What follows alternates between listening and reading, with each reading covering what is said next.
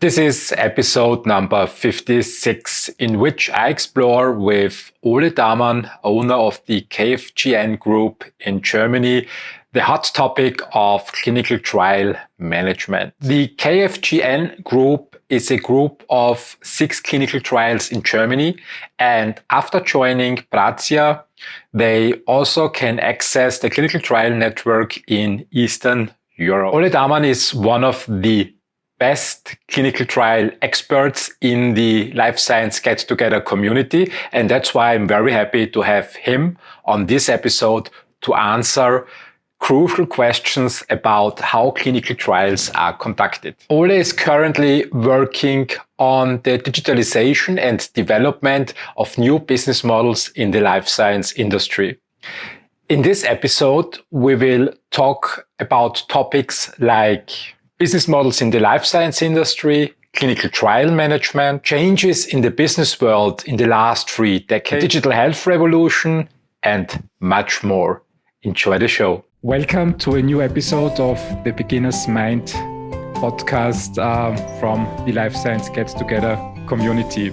Today, I want to talk about a topic that became very famous in the last year. And I'm always a little bit smiling because before March 2020, almost nobody in my circle of friends and family was very much interested in clinical development. All changed with the pandemic, and I think it's a good development that people get more and more interested in the topic of how drugs are developed, how medical devices are coming to the market. And I found in conversations with friends that the details and the background about clinical trials and how that work and how that happened, what people conduct and organize clinical trials, what organizations are involved, and how all that evolved and developed over the last 20 years, that all this know-how is more or less not existent. So I thought it's a great idea to invite people from the Life Science Get Together community to a podcast episode and talk about clinical development, especially about the organizational matters. And I'm very happy to welcome today from Germany, Ole Dammann. Welcome to the show. Thank you. Ole, how is life today or these days in Germany? Well, it's getting more and more back to normal. There are still some restrictions. I think, as in other European countries, we were also heavily affected by the pandemic. But it's also surprising or good to see how quick it's going back to normal again. And to some things you got already used, and you probably don't mind carrying a mask has been something 2 years ago, which I would more see in the Japanese and Asian world. And now it's a new normal in Germany and in Europe as well. But yeah, that's the way. I think that's the way the human beings are acting, that you quickly adapt to new changes, and that has happened. But all in all, it's going quite good in Germany, and I'm having the feeling also not only the society but also the economy is recovering now, and it's slowly getting back to normal. That's very good to hear. Also, the elections in Germany are, I think, already over. Did anything significant change in your opinion? Well, I think my expectations towards the new government, and they are currently discussing the setup for it, is that they will be more progressive towards a new topic, especially towards digitalization, but of course also to climate change. And I think when two big parties are working together, it's always about making compromises, and that's true. That's okay. But I think, especially now, due to the crisis, along with the pandemic, we need some more active and more open mindsets for the topics of the future. I think. I think what was quite obvious through the pandemic is that we are far behind in certain topics here in Germany, and especially in to work, especially about with regard to digitalization. And I think that's crystal clear now that we have to do something here, and there's no way delaying it. That's true. It's good to hear that the new government also has climate change on the agenda. And I hope also that you mentioned also digital topics are on the agenda. I know it's one of your special and favorite topics. But let's switch a little bit to more traditional tasks, clinical development. As far as I remember from my research, your family started with that topic back in the 90s. And what I would be interested in is how did your family have the idea to build an organization in clinical development?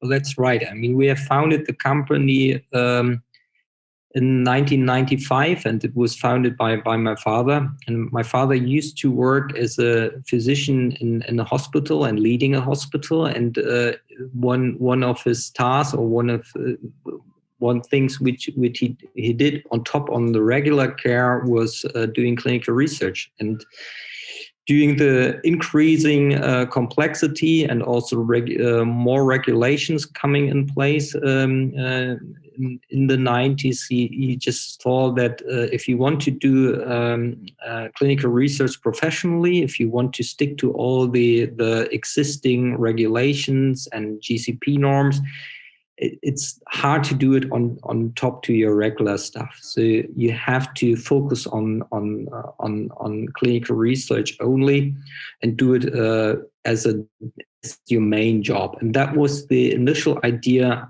why KFGN was founded, Klinische Forschungsgruppe Nord. So it was founded in the north of Germany, in Hamburg, and expanded across Germany. Hamburg is quite famous in life science. I think also Evotech is located in your hometown. And I read that you expanded also even further recently, also to Eastern Europe. Can you talk a little bit more about, give a little bit more background to that? Yes, that was something which we initiated far before 2020, so far before the pandemic, was the idea that we need to have a great, larger setup for the future. And coming back to my favorite topic, digitalization, in our opinion, will change the business dramatically. And to get ready for it, we were looking for a strategic partner, and we were happy to found this strategic partner with Pratia. And together with Pratia, we are now a site network not only in Germany but also in Poland, Bulgaria, Czech Republic, Ukraine, and Spain. So altogether 90 sites. All the nice countries of Europe. All the nice countries of Europe, and especially if you look at Poland. Poland has, during the last 10 to 15 or 20 years, I have to say, they made a marvelous development, and lots of digital startups are also coming from Poland. So they're really pushing it, and it's great to have them as a partner with us. I'm curious, you started your collaboration, I think right before the pandemic, and then slipped directly into it. How was collaboration with new partners during the pandemic? I think traveling was restricted most of the time, but as far as I understand the pharma industry, the clinical trials continued. How was the organization in those days? Well, first, so at the beginning in March, it was like completely working in a crisis mode with nearly daily meetings. How we can react to it? Are we ready for a shutdown? What does it mean? Also in terms of IT infrastructure, how can we find quick solutions? Because it was clear that the government will declare some severe measures, including also first lockdown. So that was kind of, for us, quite a turbulent period. And together with our Polish partner, it was really I wouldn't say a nightmare, but it completely changed it, right? When we were thinking, working together, it was more, okay, we will come to Poland, see what they are working on, how do we can learn from each other, and the other way around. So really looking at this potential synergies, which was kind of limited through web meetings, but slowly and surely you got used to it. And the personal meetings, of course, were reduced to a minimum. And we all know what we are missing with non-personal meetings. It's good to see that it's also that is going back to normal. And for us as KFGN, for our site, it was really what kind of measurements do we have to take. And nowadays, I would say, and don't get me wrong here, you are more relaxed on this and understand better what is necessary to do and what might be too much. In the beginning, it was hard to find the right balance. Yeah, that's true. That's true. I remember also last year, well, when everything was shut down from one day of the other. And I think a lot of measures, I think, are good when they are staying. So it's like wearing face masks when people are sick. And also the digitalization, I believe, is a blessing to human society that, how should I call it? I think it was a huge leap. It feels to me sometimes like putting two decades into 1 year, or 1 decade into half a year.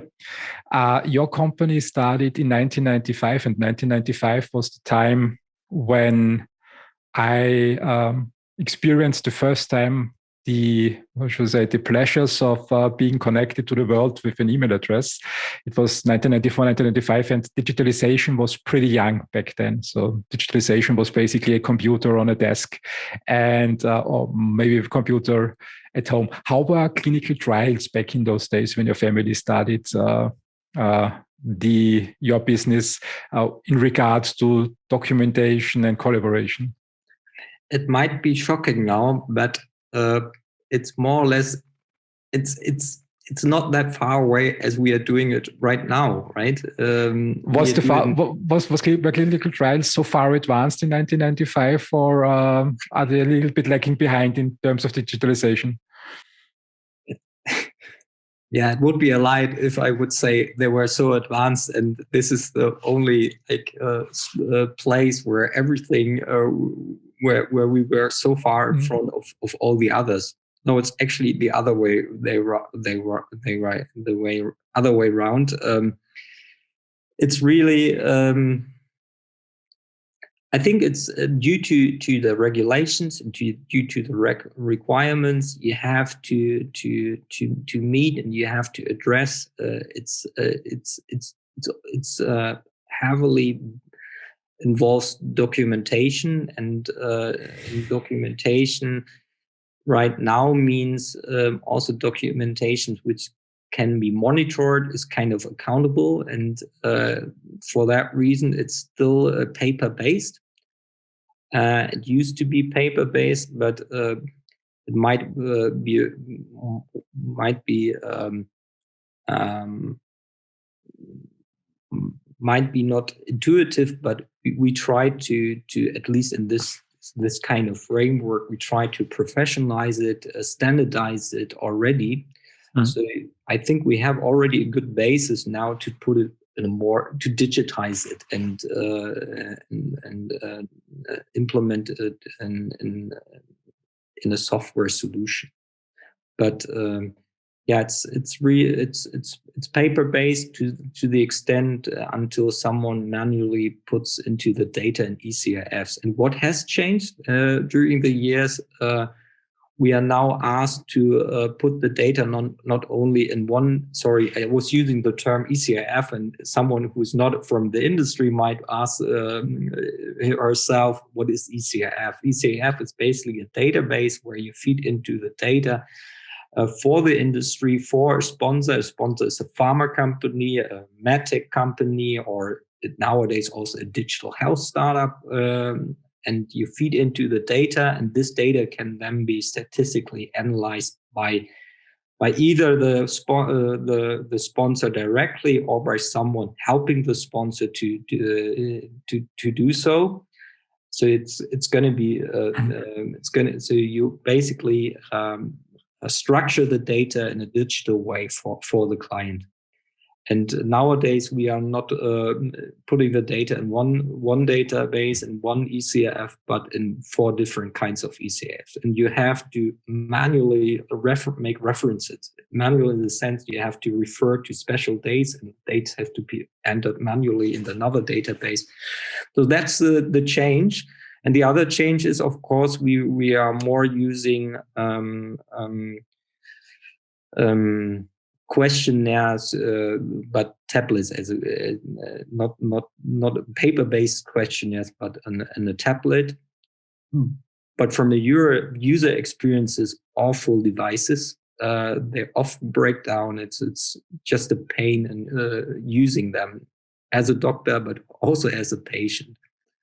But these are the changes. What I would say is that it started really basic, paper-based towards one database, and now it's paper-based to multiple databases, and we also have already some apps in or some devices in place which feed the data directly to the ECF. That's the first innovation part here, maybe in the industry. Sounds good in terms of job creation when you have to feed 4 databases manually. And I think there is a huge room for innovation for startup companies to streamline the process and support. I think maybe in the United States, Palantir is one of the companies that is working on solutions for managing big data. And as far as I understand clinical trial, it's more or less a topic of big data, of getting it collected. Is that the right understanding? That's the right understanding. It's also fascinating to see what kind of different companies come up with new ideas. It's also, from a European perspective, crazy to see how well funded they are. And I think the smaller ones receive 2-digit million fundings, but the bigger ones 3-digit million fundings. So you have already in that field in the US unicorns which getting bigger and bigger, and they will change the landscape of the traditional landscape of clinical research.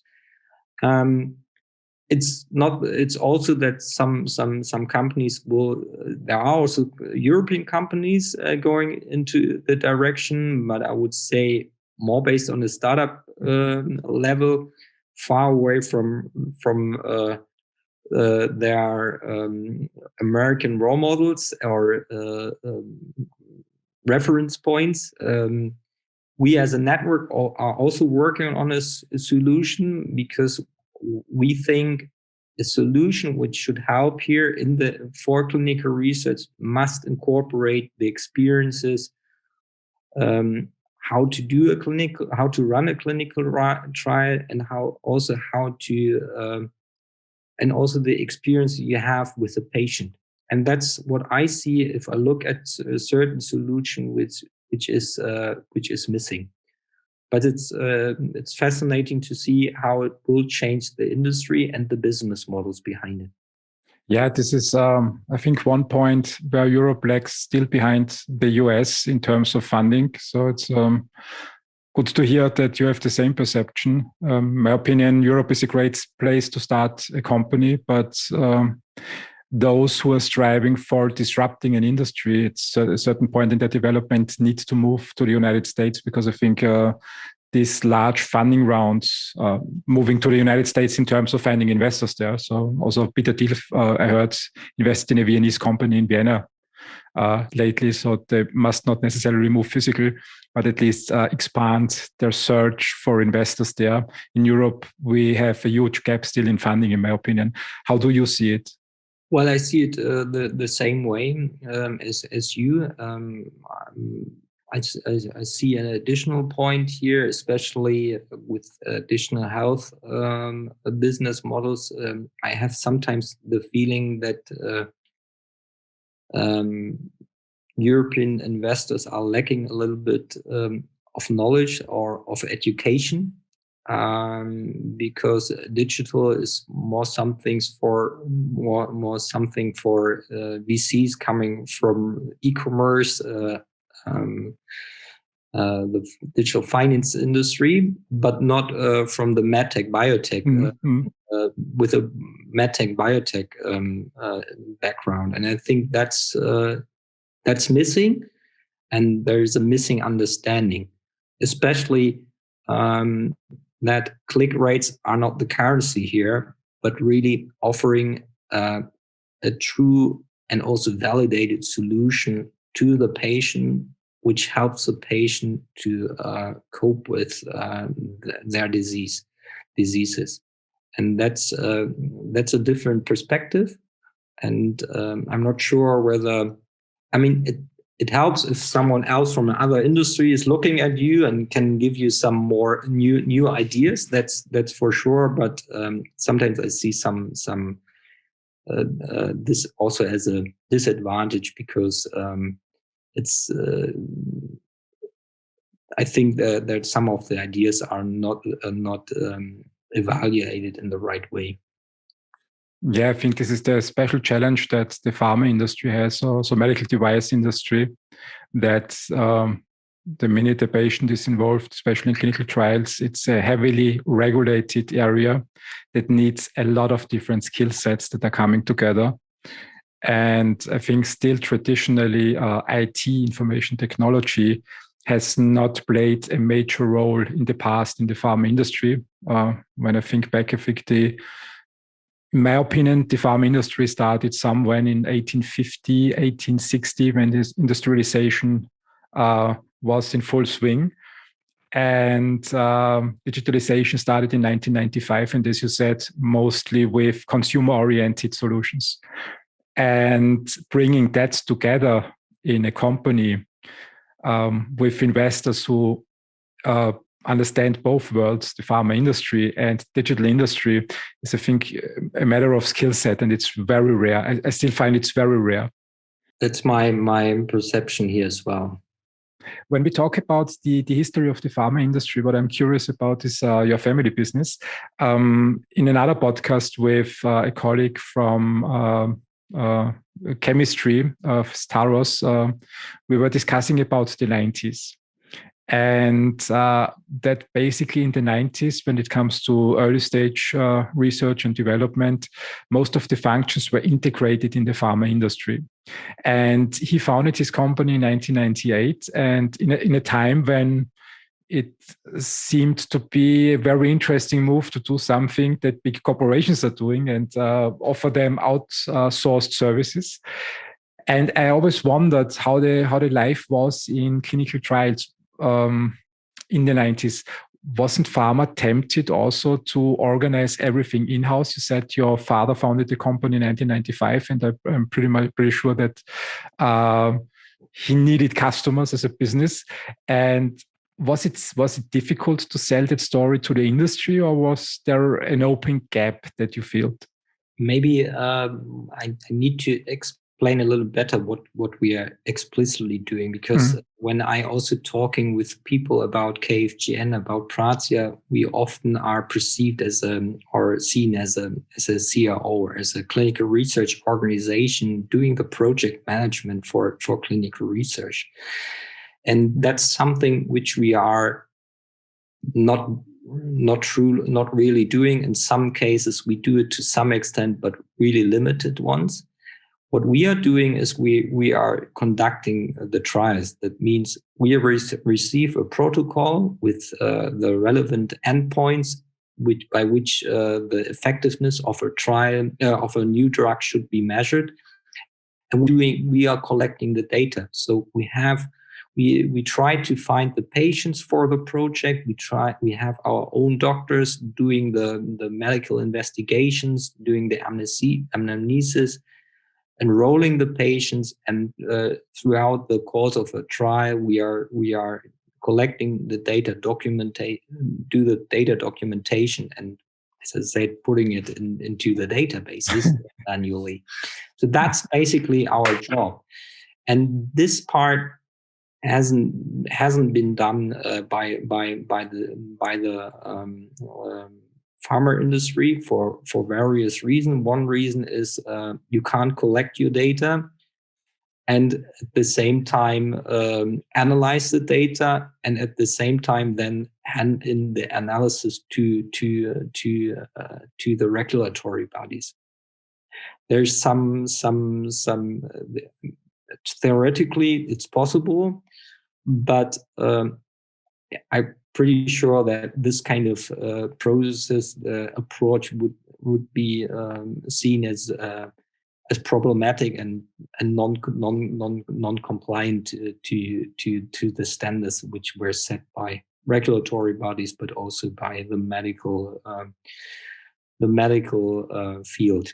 So we stepped in with a service offering, which from our point of view, the industry was looking for, a company who's able to find patients in a short time of period, and at the same time delivering high quality and providing high quality data to the sponsor. And going back to the original setup of my father, in a hospital, you do it on top, and it's hard to look for the patient, to find for the patient, because it takes time. It's not like, oh, this patient is eligible. No, you have to do a consent with the patient, inform the patient about the project. It will take you at least 10 minutes, up to 30 minutes. And 30 minutes doctor's time in a normal running hospital is just quite a lot of time. And there we stepped in with professional clinical research sites. And so for us, it wasn't really a problem that the industry was integrating parts of the project management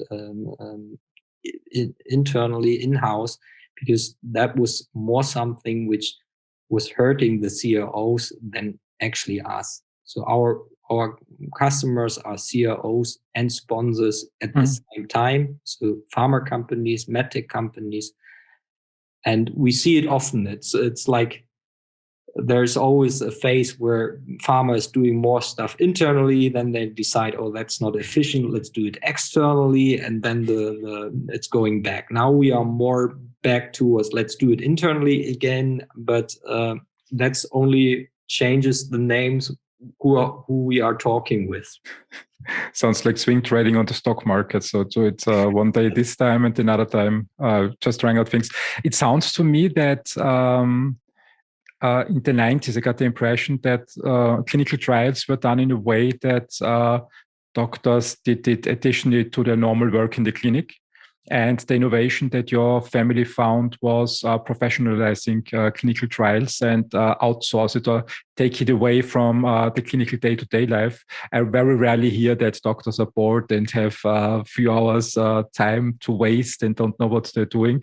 So you took this clinical trial management and put it in your own sites and separated the day-to-day life with patients from professional clinical trial management. Did I get the right impression? Yes, what we did is we just we set up in Germany sites, and you can think of a site as a private practice, and the people are coming to us to take part in a trial and to get actually access to a new therapy. So we often have chronic patient with a chronic disease actively looking for new therapies, and this is the kind of offer we can make to them. Clearly, they are randomized, placebo-controlled. So if they are unlucky, they are in the placebo arm.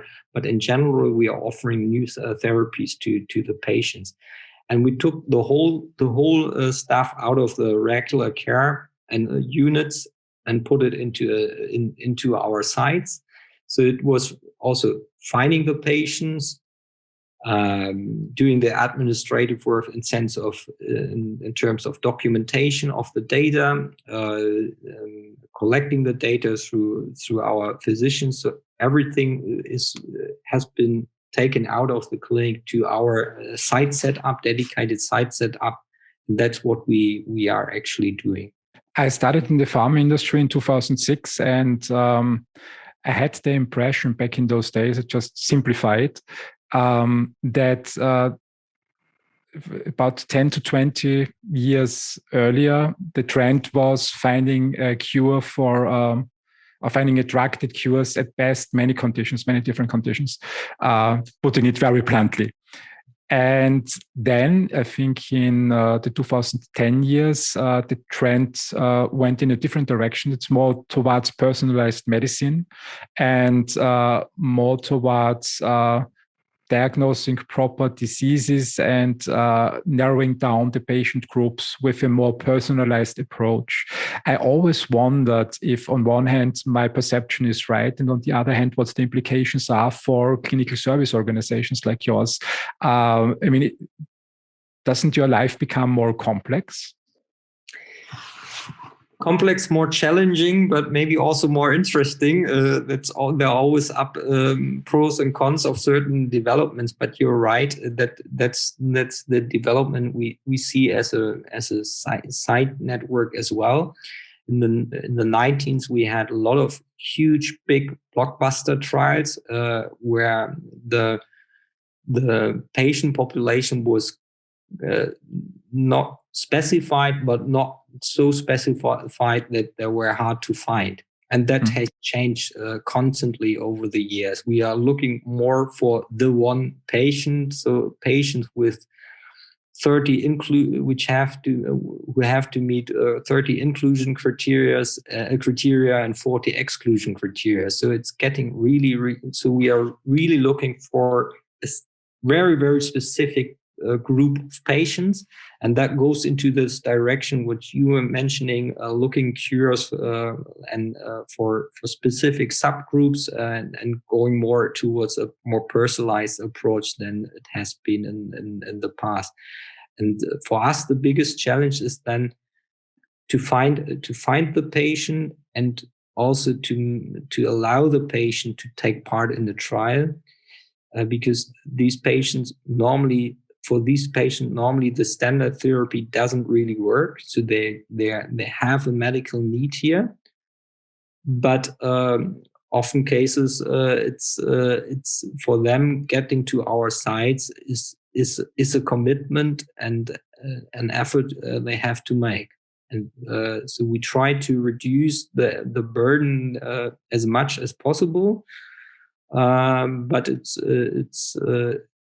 it has limits, and so for us it's hard to find the patients. We need to find also a way that which allows patients to take part in it, and of course it involves far more investigations, far more ratings our medical staff has to make than compared to the easier trials in the 90s. And that's why also to some extent the cost, that's just one reason, but one reason why the costs have constantly are constantly increasing for the development of new medicals, new medicine, new drugs, new medical products.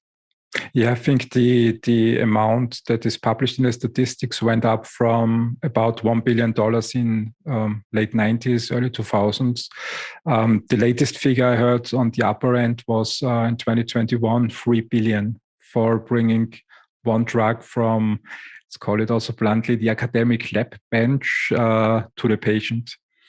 And I always wondered what that means in terms of logistics. I mean, when I imagine, for example, the standard phase 1 trial, healthy volunteers with a few safety endpoints.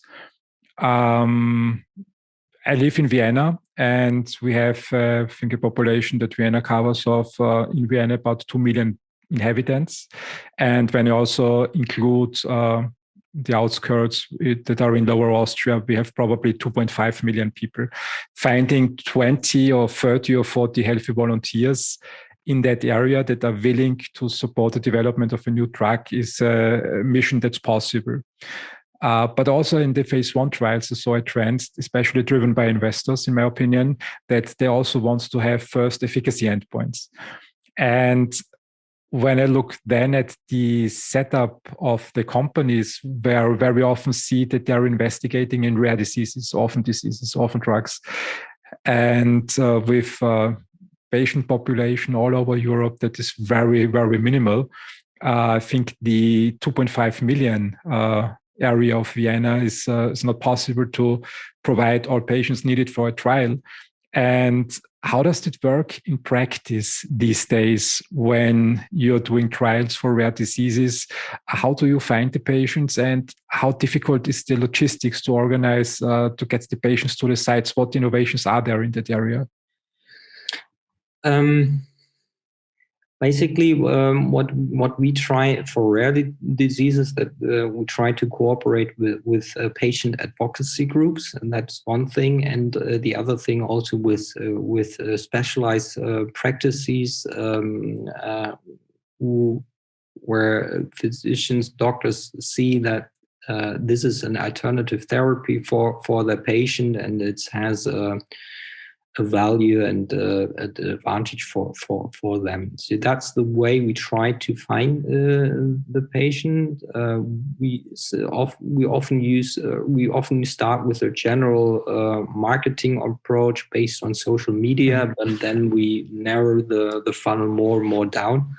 And working with advocacy groups is often case the right way to find the patient, but also to inform the patient and show them what kind of benefits might in there, what is new about this approach, what are potential risks, and really inform them what that means, and also building up right at the beginning a certain trust relationship, and the patient should have a good understanding of the project. In terms of logistics, these patients have a medical need, and often in case it's quite a strong one. So they are willing from their side to travel and do some investments in time, and also traveling throughout the country. That's something which we've seen a lot in the past. We try in some cases to visit them home base, so do some home visits to reduce the burden for them. And I think in the future we will more and more try to do it in a remote way, and a DCT's way.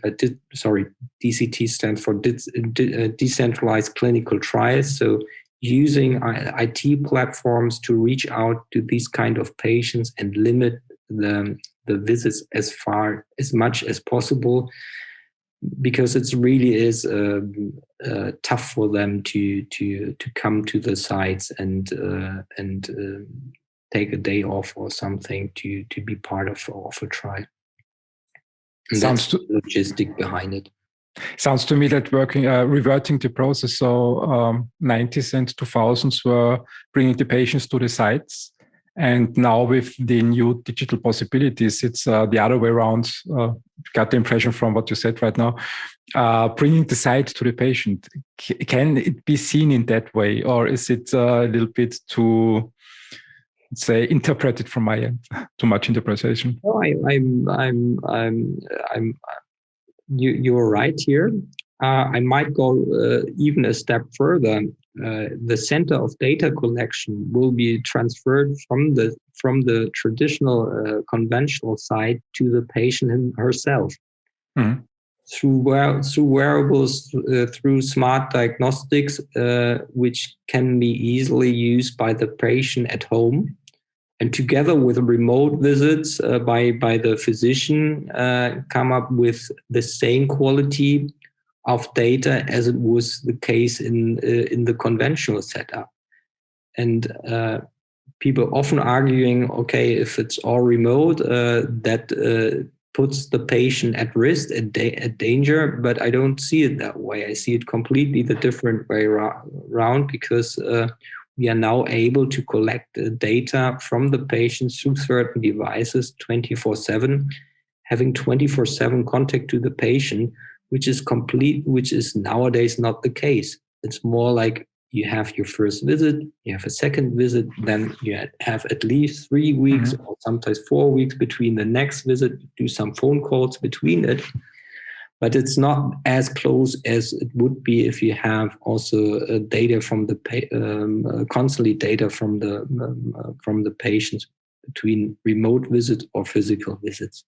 So that's going to change. So data collection will be done in the future by the patient, and that's obviously changing our role for clinical trials in the future. It's a very interesting comment that you made. I always wondered the wearable industry. I have the Apple Watch here. Where's the camera? Here. And I think 20 years ago, when I get my pulse or blood pressure checked, was maybe once every 5 years. And what I'm reading now on the internet, the direction in which Apple and also I think Google works is that they integrate all standard measurements in the wearables, like blood sugar measurements, pulse measurement, blood pressure measurement. There are also devices in development. And is that the direction that you think it's going, that you give a set of variables to your patients and that you are able to collect much more data through the trial so that you get a, let's say, more complete picture? Is that the future of clinical trials? That's how I'm seeing it, but it's even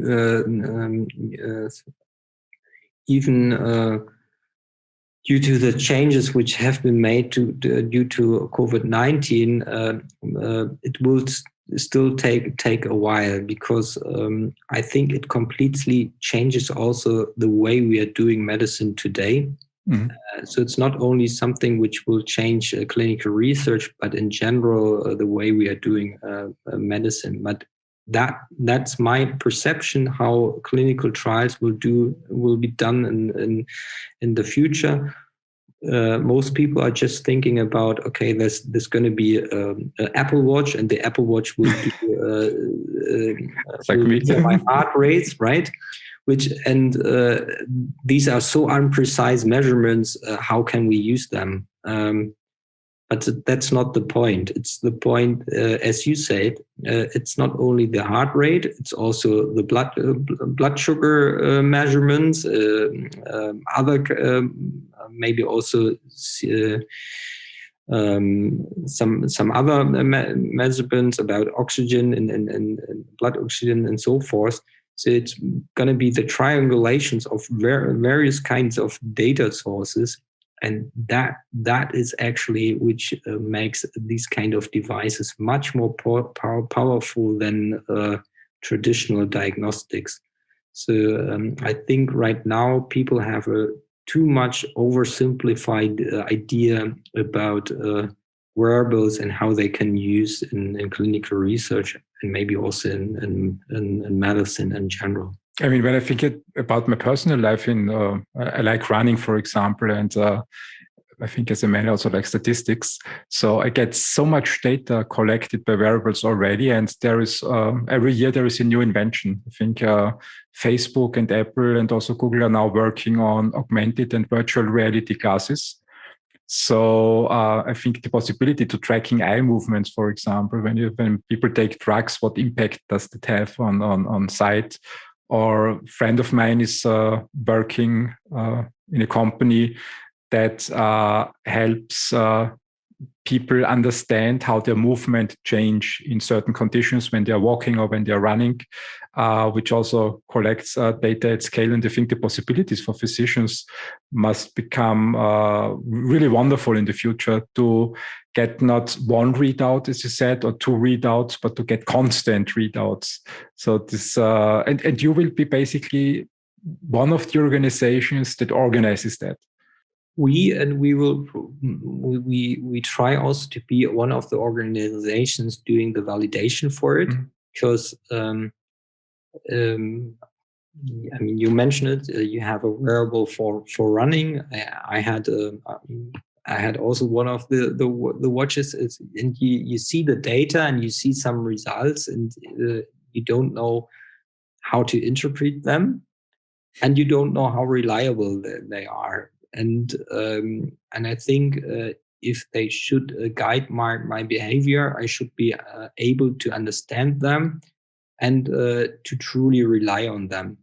And that's why validation is important, but maybe validation must be looked at a more broader scale, because, as I said, it's not only about the how reliable the data measurement is, but also does the patient understand the data, and that must be validated to some extent as well. And so it's going to be different aspects of validations in the future. And I can tell from my point, I was sometimes a little bit overwhelmed or confused of the data, and that stopped me actually to using it because I didn't know what it is. I mean, I've seen the sleep profiles with long hours and short hours, and I just didn't understood what it means. Is it bad or is it good? And I said, okay, as I don't know it, I don't use it for time. That's not a really tech savvy approach, and I shouldn't have said that, because I'm really looking for future developments here, but I think that's also might be an average of reaction of people, and that needs to be taken into account as well. I think it must not always, talking about business, it must not always be the big solutions or great solutions. Sometimes it's simple solutions that have a tremendous impact. One of the trends that I observe since the pandemic started is that more and more people get interested generally in health and drug development and pharma. And I think the average person versus science, there is a huge gap in the way people communicate and also the worlds they live in.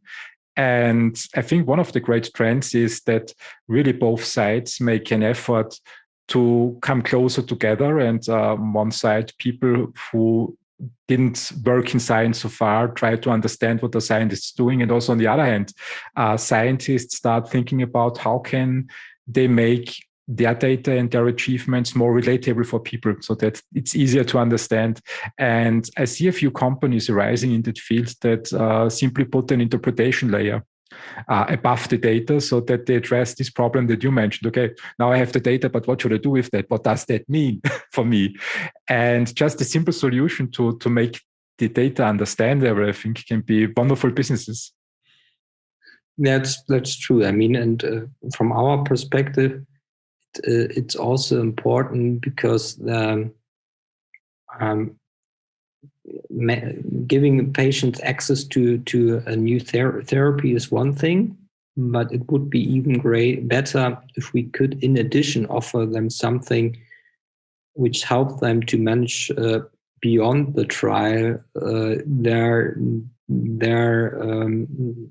health, and maybe also clearly, if they agree to it, give us an access what happened to the patient after the trial. And this link is often missing.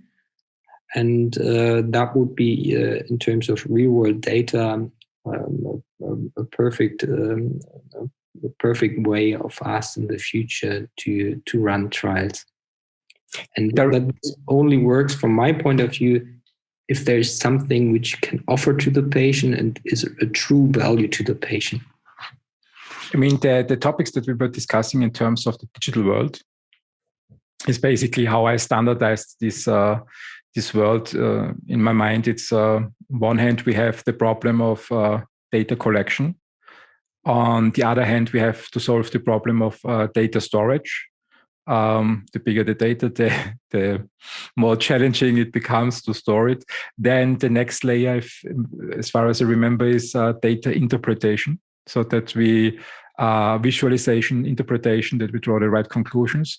And the conclusions are then the end point, transforming data into information and then in, I would say, in know-how and knowledge. And I always thought that the digital revolution in the pharma industry is revolving around these topics, so data collection and making it more understandable and relatable. And then I heard the term digital therapeutics. And I thought, is it really possible that an app can be a therapeutic? Did you have with your company also clinical trials in that field, or did you hear anything about that, or was it just something that I heard? Well, basically, your question, did we have any trials in that direction already? No, we didn't. But we have been in contact with many companies who think about themselves as what you're saying, a digital therapeutic provider. So we were discussing with them the ideas. That was these kind of discussions started with the beginning of 2019, and at this time, my feeling was that these kind of companies understand they want to be they want to have a medical product, but they thought validating the product will be done on the run through the users themselves. And so often we had good discussions, but at the end we were separating each other, and the other one was saying, okay, I do it on the run and with my users. And we said, okay, we give them some advices, but obviously they are looking for another approach. This has changed now from my perspective, and we have the current discussions are totally different. And it's really the question, how can we show that these kind of products are in some instances as good as traditional therapeutics, such as drugs or medical devices or trainings and so forth. In which areas do you see such approaches that people work on digital solutions as a therapeutic? Is it mental health, for example, or are there also other indications? I clearly see some a focus on mental health. Mm-hmm. That's true. Like working on depression, anxiety conditions. There I see a lot of examples. Some of them go even further. But then the question is it still a digital product, or is it a mix between a digital and a physical product, or am I using an iPhone as a medical device? So that's the question. And if you're making a picture of the eye, you were mentioning it, and drawing some conclusions out of it, and then giving some therapeutic recommendations towards the customer. That's questionable. Is that then what is digital? Where is it digital, or where is it more a physical device? But in general, I see it more in for mental health conditions. Yeah, there's a lot going on in this field. Also, I think another interesting field that I hear a lot in podcasts is longevity. Did you see in your area trials in that space here in Europe, or is it just a topic that is happening on the east and the west coast in the United States? You mean approaches to prolong our lives, and in the best case make it as long as endlessly? So. Well, no, we haven't been approached by any companies like this. I always have my problems how we can help these kind of companies, because it will be a very, very long study. 200 years. The final endpoint is obviously, did someone die earlier or not? And that's going to make it to quite a long study. Maybe I'm just thinking in this kind of conventional, narrowed way of thinking or setup. Maybe I need to rethink it at this point. But if I look with my current perspective on it, it's for me hard to understand how to validate these kind of approaches.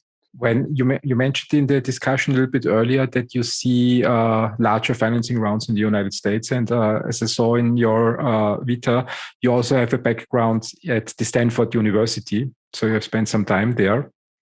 And I think the area around Stanford University has become iconic in the last 3 decades, and a lot of innovation comes out of the area of Palo Alto on the West Coast. And I think a similar ecosystem is on the East Coast in the United States, in Boston area.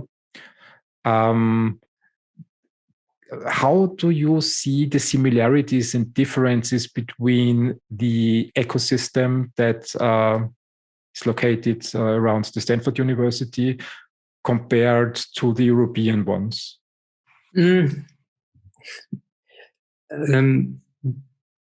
Well, first of all, maybe do not have the right background to have some European experiences here, because I'm trained in business administration, so I don't know how it is, at least from a personal experiences, if you do engineering, and how the ecosystem around the university looks like. I think what I do experience at Stanford was this approach. Let's make it happen, and nothing is impossible. And it's not that you come up with a huge theory before you start with your idea. And the other thing is this true business sense, which is often lacking, even at the universities. In Stanford, there's a true sense for business, which I think is a difference. And if you look at the German, I know that's it's oversimplifying it, but if you look at the German professor working on new topics, on new technologies, I think they are more, for them, it's the beauty of the development and what you can do with it. But in Stanford, you have also a true business sense, and people are quite open, and people are quite direct in the way they challenge your ideas. And that's something which is different in comparison to Europe, that you challenge the people. And in Germany, at least from my experiences, it's too much politics involved, and you often do not dare it, because if you do it, maybe one of the other professors will lose their face, and so you don't do it, at least not in front of an audience. And that's completely other in completely other story in the US. If they do not challenge you, your idea is so bad that's not worth to challenge. So that's the thing, and I think that's driving innovations. And if you have this kind of approach, it's changing now. If you look at in Munich with the TUM Technical University of Munich, where they are really professionalizing their campus and the innovation environment around it. They are just received a funding by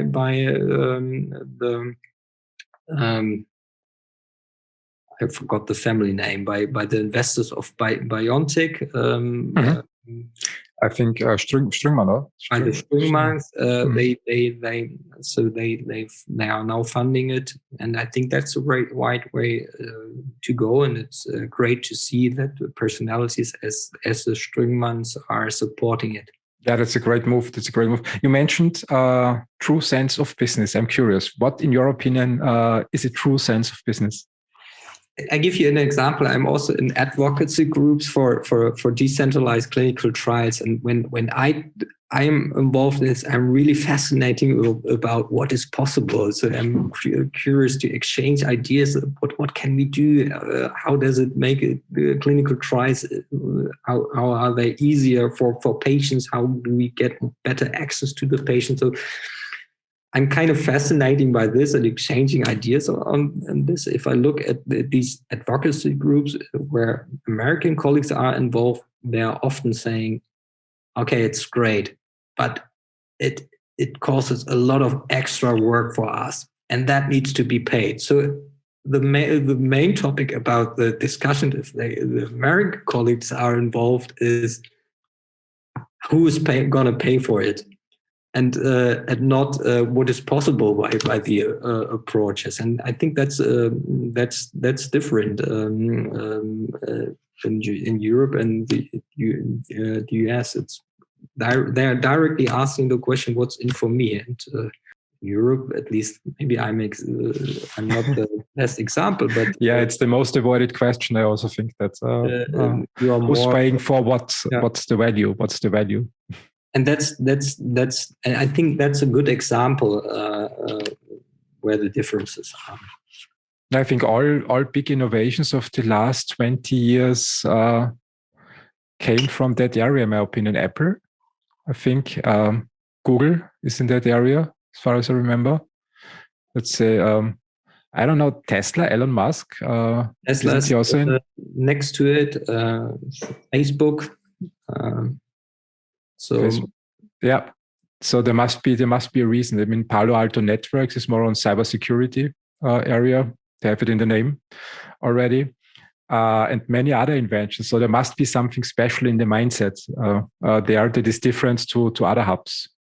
It's kind of a reinforcing system because it attracts the future bright minds to this environment, and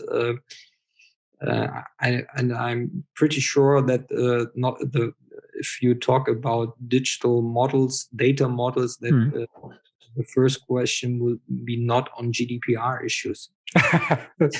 And whereas in Germany or in Europe, that would be at least you can bet on this, the second or the third question, if it's not the first one. And I think that creates an environment where you just would like to explore new things. Advantages.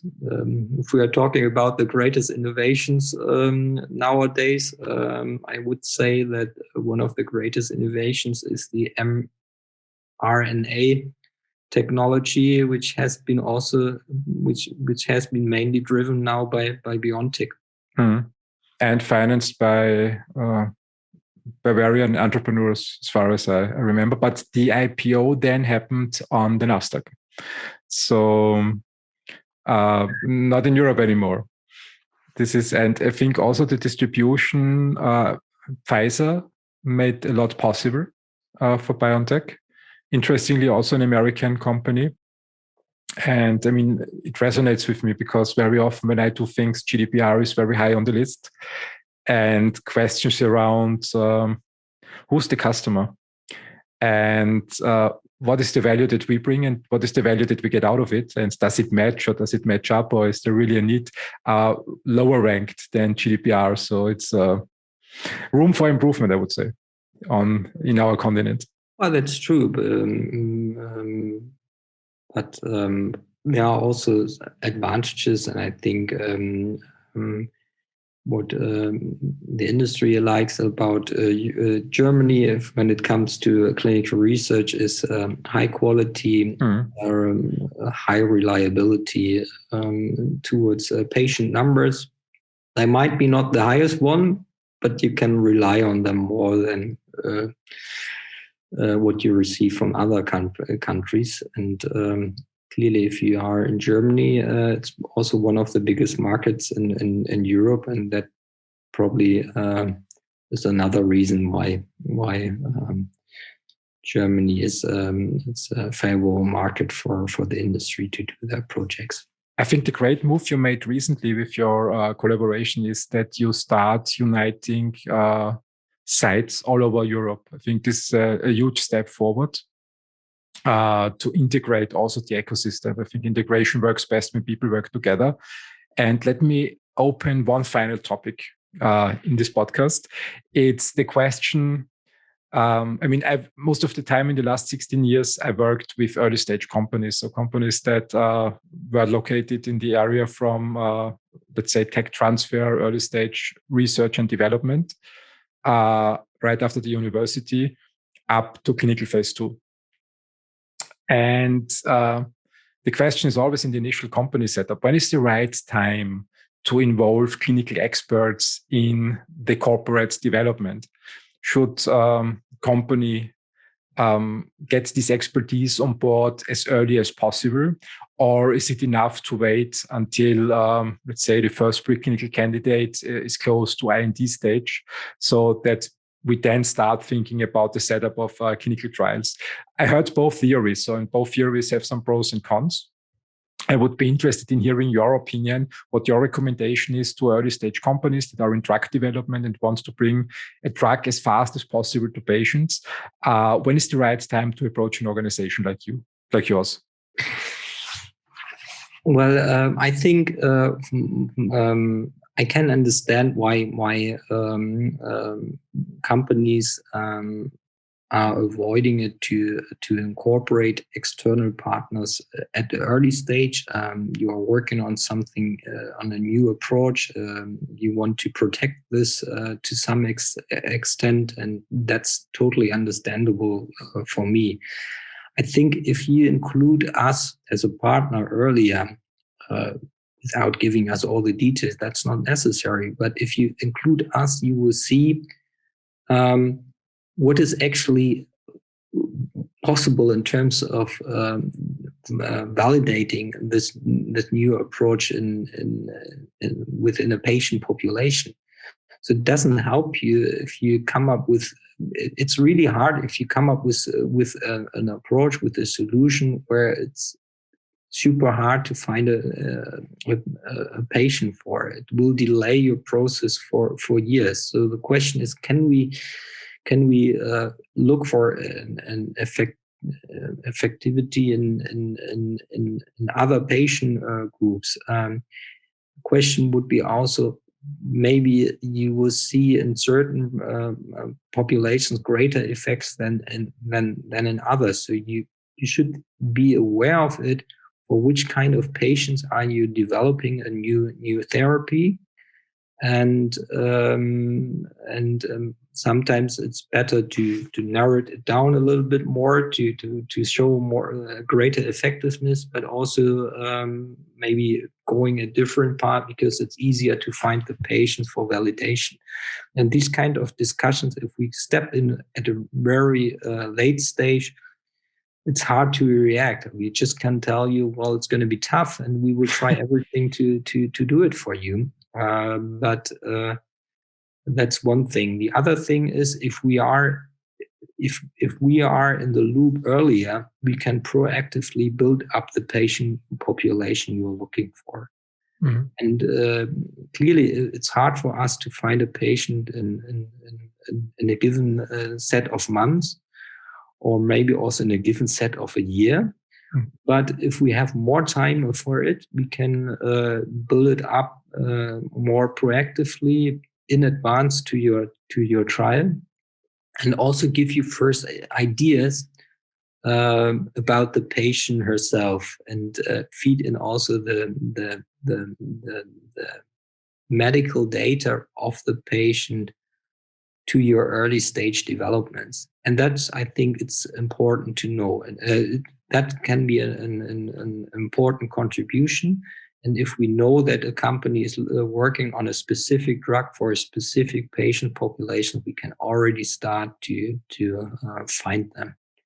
And that's only possible if we are involved at the early stage. So my suggestion would be, my perfect idea from a partnership with a customer is a strategic one, discussing have ongoing discussions, and have also ongoing discussions how we can help them, what we think about it, and give some input from our side, and the other way around, so we can prepare for things. And if we think about decentralized clinical trials, this requires completely new designs for a project, for a clinical trial project. And if we get into it, when everything is already set, it's hard we can only react. And I think a site helps you to get the patient perspective, the PI perspective already in the project at the beginning, and that makes it at the end more favorable, and it will help that the projects will go more smoothly. So you're opting also more for an early integration in the development process, to exchange ideas and also to get the perspective of clinical reality early into the thinking of the product developers, so that there are, I would say, less surprises when the early stage candidate, lead candidate, then evolves into a preclinical candidate and finally into the clinical candidate, that it's not that case that then the company gets the first time the feedback. Maybe it takes 10 years to find your patient population. And when you need to do it in 1 year, you need to pay a lot of, it's just exaggerated, you need to pay a lot of more money. So these are all things that can be avoided when people start talking to you earlier. I'm always surprised about how much we can improve just due to basic project management approaches. I think there is still a lot of, we have been talking about digitalization a lot during the last minutes, hours, but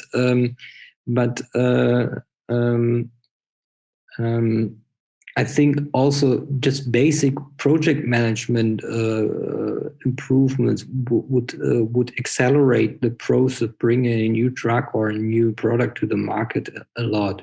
So there's still too much silos, and these needs to be more integrated.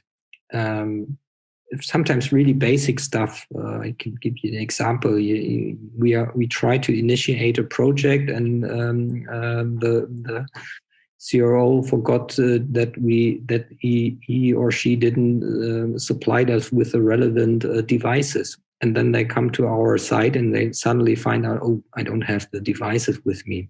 We need to do it next time. So these are really stupid examples. But if you are more working with each other, reminding each other, what do we need to have at hand for a perfect initiation, that would help a lot. This is just a simple example. I also think communication is key to success. So people should come together more often and exchanging ideas, and it helps to gain a better understanding of the entire process. So if you don't mind, I would add your contact data in the description of the podcast, so that when people have questions about clinical trials, that they can reach out to you. Please do so. And I'm happy to get new contacts and expand our discussions with other people, and see what they are currently working on, what their challenges are, and how we might help them. Ole, thank you very much for this great conversation about some backgrounds in clinical trials, about the challenges and the future, and also the history of your company and the clinical trial field. I wish you and your team all the best for your future, and let's stay in touch. Yes, thank you very much, Christian. Have a great day. Bye-bye. Bye. Thanks for listening. Please share the podcast and make sure you've subscribed. Have a great day.